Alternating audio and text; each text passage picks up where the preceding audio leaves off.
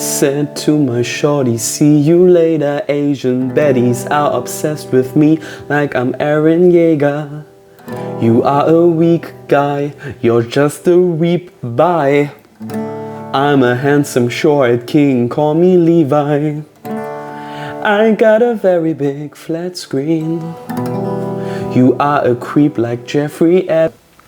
Bro, please, don't forget the sun in your heart. This is the first video on this channel. I hope you liked my introduction. First of all, please excuse me for using notes in this video. I'm using notes here on the screen. English is not my mother tongue, but yesterday your mother's tongue was in my mouth. So English is not my mother tongue, and I don't want to sound like an uneducated, incoherent idiot, at least not in the linguistic, verbal, grammatical sense. Maybe my semi-intellectual ramblings make me sound like an idiot. Anyway, let's begin. Attack on Titan is an absolute masterpiece, and everybody should know this. I don't want to exaggerate here, but in my opinion, AOT is a brilliant work of high culture. And yes, I mean high culture. High culture like a Stanley Kubrick film, or a classical symphony by Beethoven, or a painting by Michelangelo. First of all, it is a masterpiece from a pure storytelling perspective. The characters are so fleshed out and believable, and nearly every one of the major characters like Eren, Armin, Mikasa, Erwin, Levi, etc. is tormented or haunted or guilt-ridden by the ghost of their pasts, by moral dilemmas and psychological paradoxes that really help to create these 3- and 4-dimensional personalities. It's really like a novel by Dostoevsky. And because of this, we are so invested that every death hits us, and every single one of the numerous plot twists hits us. And furthermore, these ingenious subversions of our expectations don't take anything away from the rewatch value.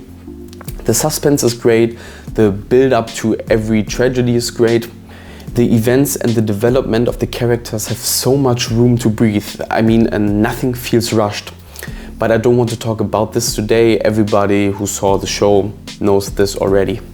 I want to talk about the fact that this is also a very philosophical, contemplative work of art, which in my opinion settles a long metaphysical dispute between like all the pessimistic thinkers on one side, especially Schopenhauer, and on the other side the more life-affirming, positive, optimistic thinkers like Nietzsche.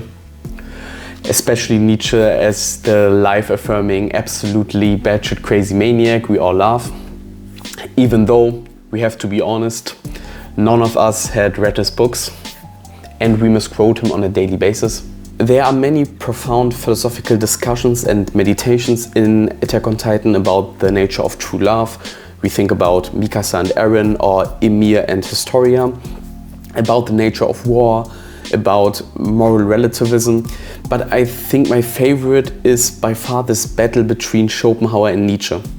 So spoilers ahead for AOT, even though I don't believe in spoilers. If a work of art can be destroyed by a spoiler, it means the only good trait of this specific work of art is its plot, which makes it really a work of trash.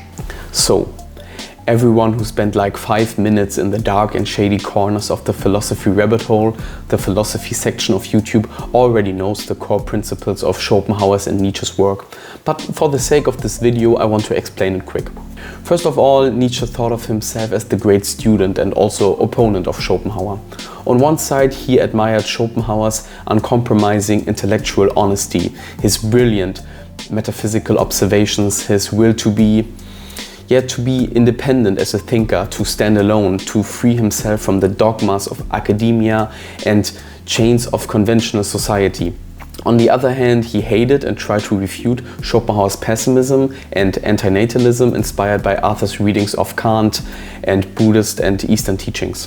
In his most famous and most important work, The World as Will and Representation, Schopenhauer talks about a cornucopia of philosophical ideas and disciplines. He talks about ethics, epistemology, he talks about aesthetics, but one of his most important ideas, inspired by Buddhist philosophy, is this: life is pain, life is suffering. This is dukkha, the first of the noble truths of Buddhism. But Schopenhauer expanded on this concept as follows. There is the positivity of suffering and the negativity of joy. Suffering and pain are positive in the sense that they are always there. Every living being in this world has this irrational, what he called will to live. We all want something, be it food, sex, love, a career, money, excitement. We have a constant lack, a crave, a desire we covet all the time. And this is our basic state of being, our default setting. So it is positive, which means it is the real thing, our reality. Joy and happiness in the eyes of Schopenhauer are just the disappearing of our urges and drives. They are not things in itself, just a negation, a temporary lifting of or cancellation of our perpetual discontent. Like the legendary Asami in Audition, great film, great movie, said, pain can be trusted. But it gets worse, because even if we get those things we want, we then get bored of the things we already have. So we search for a new thrill, a new high. It's this hedonic treadmill. Even if you win $1 million, it becomes normal. It loses its appeal. The everlasting pendulum between suffering and boredom. So Schopenhauer was anti-natalist. He was against the creation of new life because life is miserable. Nietzsche had a variety of counter-arguments against Schopenhauer. First, he believed every philosophy is just a symptom of the philosopher's own physical and psychological shortcomings, a symptom of the philosopher's own mental illness. So he basically said, Schopenhauer, that is a skill issue.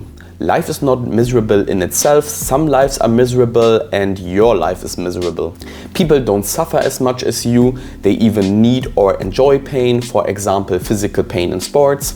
For some people pain is even a fundamental part of their sexuality.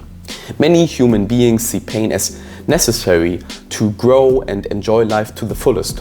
Other people, like artists, use their boredom, which is just another type of suffering, to gather inspiration and to fill this boredom with creative work.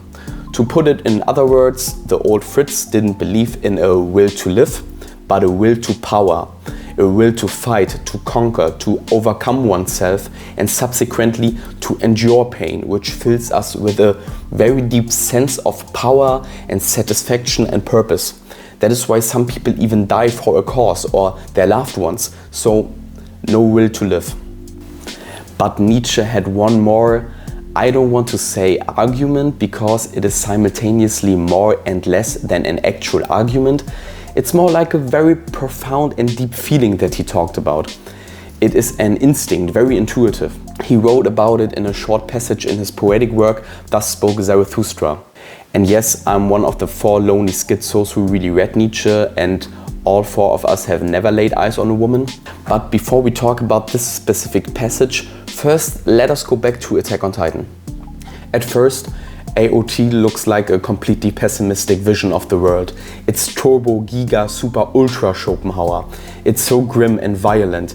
Genocide, slavery, and systematic and generational abuse are behind every corner and are even more destructive than in the real world. I mean, Eren kills 80% of humanity. In the first 3 seasons, every step towards hope, any humanitarian and civilizational progress in this story is bought with the blood of dozens and hundreds and thousands of people. And because of that, Zeke's plan, to be more precisely the plan of Zeke and his mentor Tom Sava, to euthanize his own people is kind of understandable in this context. If no more aliens are born, no more aliens would suffer. Very Schopenhauer. And furthermore, he thought he would alleviate the suffering for the rest of humanity because the threat of the Titans would no longer exist. First you think this is beyond stupid because people would still kill each other and not kill each other less, Titans or no Titans.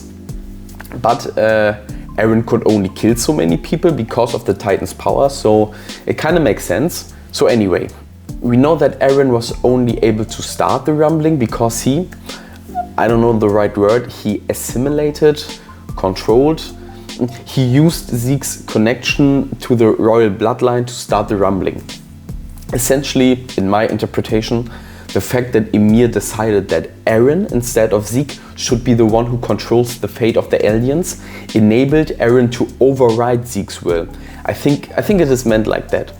And I think Eren not only overrode his will, the sheer uncompromising will of Eren, his Nietzschean will to power, broke Zeke's soul. Because Zeke saw that there are monsters who do anything, who literally go back in time to dominate, to impose their will on the world. Eren, as the attack titan, and the titans in general, are this unstoppable life force. We see this in the fact that the titans don't even have to eat. They only need sunlight. They are unstoppable. This is the absolute nightmare of Schopenhauer. It's like the alien from the Alien movies, or Tyler Durden in Fight Club. It's like pure vital power. So Zeke is sitting there and allowing Eren and Emir to continue the rumbling. But eventually, we all know, the rumbling stops. The rumbling stops exactly in the moment when Zeke is killed by Levi voluntarily. This is only possible because Zeke manifested himself on the founding titan, so he can be decapitated to stop the rumbling. But why did he do that? What was his motivation? What gave him his will, his life, his organ, as Wilhelm Reich would say back? And more importantly, what made him change his heart? Because at the end of his life, he took a huge step back from his pessimism, a huge step back from his core philosophy. So, in the fight against Eren, Armin is trying to get back to the outside world. He is stuck in the parallel dimension of the aliens, in the paths, and there he's running into a now passive and defeated Zeke. So Armin needs Zeke's help. Armin is trying to change his mind, but Zeke be like, what's wrong with losing against Eren? We still all have to die someday. Armin, why do you still fight? Just to replicate, to make more meaningless, miserable life, to create more pointless, vital activity. I am Zeke, I'm a doomer, I'm a virgin, I'm a stupid nerd with glasses. I just noticed I'm also a stupid nerd with glasses. So then, Armin finds this leaf. I don't know from what kind of tree, I don't know if he manifested this leaf unconsciously, but he finds a leaf. And he's suddenly remembering all these small moments of happiness in his life. The small act of running with his friends, with his best friends on a warm day, while the fallen leaves were swirling in the air, and the thought that he was born to run like this, here and now. He's remembering reading a book on a rainy day, feeding a squirrel with nuts, and browsing the market with his friends. The leaf is a symbol for all the ordinary and precious little things in life. These moments of deep connection with our loved ones, these little instances of divine, quiet beauty in our day-to-day life, which fill our heart with light. And these things are always around us. It's like the plastic bag in American Beauty that Ricky filmed. This little plastic bag that was just dancing in the wind brought him to tears. The plastic bag which made him say, I quote, "Sometimes there's so much beauty in the world, I feel like I can't take it, and my heart is just going to cave in." So Armin is holding this leaf in his hand, but Zeke is not seeing the leaf. The symbol transformed itself but kept its meaning. Zeke is seeing a baseball. The baseball he threw with Tom, his mentor and father figure. He's remembering this repetitive, mundane activity of just throwing the ball back and forth. It has no meaning. But Zeke says, I would have been happy just to play catch forever. Now he's having this change of heart. Now he's helping the others fight Eren. And then, standing in front of the soul of his father figure and his real father Grisha, Zeke says, the euthanization plan would have saved countless lives. That said, if it meant I could play catch with you a little longer, I wouldn't mind being born again. So thank you for giving me this life, at least, Father. So Zeke's whole life, a guilty and painful life, is justified because of small moments of innocent joy. And now Nietzsche comes into play. The short passage that I mentioned earlier from Thus Spoke Zarathustra is so fitting here. It is the round delay, also called the midnight song. O man, take heed, what saith deep midnight's voice indeed? I slept my sleep, from deepest dream I've woke and plead. The world is deep, and deeper than the day could read. Deep is its woe, joy, deeper still than grief can be.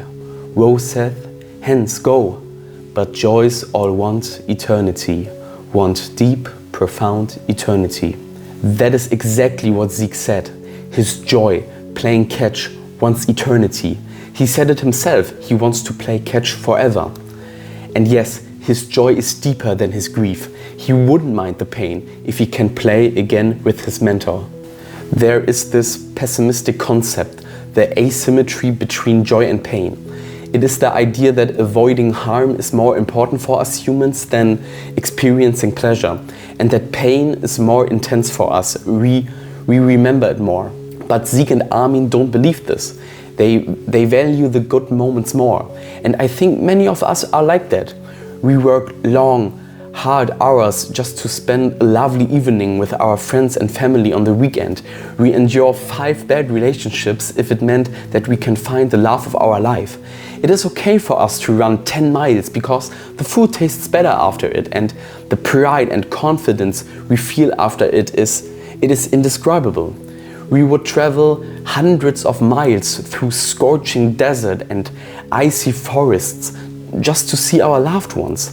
There are and there were people who got killed and tortured just to save their comrades and friends and families, or to see them again someday. I think most parents would undergo, 100 years of physical torture if it meant that their children would be safe. And there are people who would suffer 1,000 years of unimaginable pain just to hug their family one last time. And this is what Nietzsche meant. Joy is deeper. Maybe not for all people, but for many people. These people are able to see the overwhelming beauty of this world, like Ricky Fitz from American Beauty. They see the thermodynamic wonder of life. The uncaring universe created something that cares about itself, or parts of itself. How could this even be possible? I have to say one last thing about Zeke before I am ending this video. In my opinion, the full extent of his epiphany, his change of heart, his existential realization, his Nietzschean transformation becomes very clear when he dies, in the last moment of his life. And this is so bittersweet, so unbelievably touching. Zeke said this: "What a nice weather. If only I had thought of that earlier. Well, I suppose that's too much to ask, after all the killing I've done." So he could have saved his own soul and the soul of so many others if he just appreciated the small things. And that reminds me of one of my favorite quotes. It is by the author Kurt Vonnegut. He wrote Slaughterhouse 5 and Breakfast of Champions. My best friend recites it nearly every time I see him. I first heard this quote in a video, it's here on YouTube. It is called Kurt Vonnegut Shape of Stories. It is an absurdly funny and profound lecture about the structure of stories. So at one point in his lecture, Vonnegut is speaking about his wise uncle Alex, and his uncle said that he observed that many human beings often don't notice when they are happy. So his uncle used to, in a moment of bliss and peace and joy, like sitting under an apple tree on a July afternoon, drinking lemonade and talking with his family. So in a moment like this, his uncle used to stop everything and say, "If this isn't nice, I don't know what is." And what did Armin do? He read a book on a rainy day, he spent time with his loved ones, then he remembered these beautiful experiences in a moment of desperation and said to himself and Zeke, "If this wasn't nice, I don't know what was." What a chat. Please don't take everything that I said as the absolute truth. Let me know if I made a mistake with my understanding of 200-year-old German philosophy. Bro, don't forget the sun in your heart.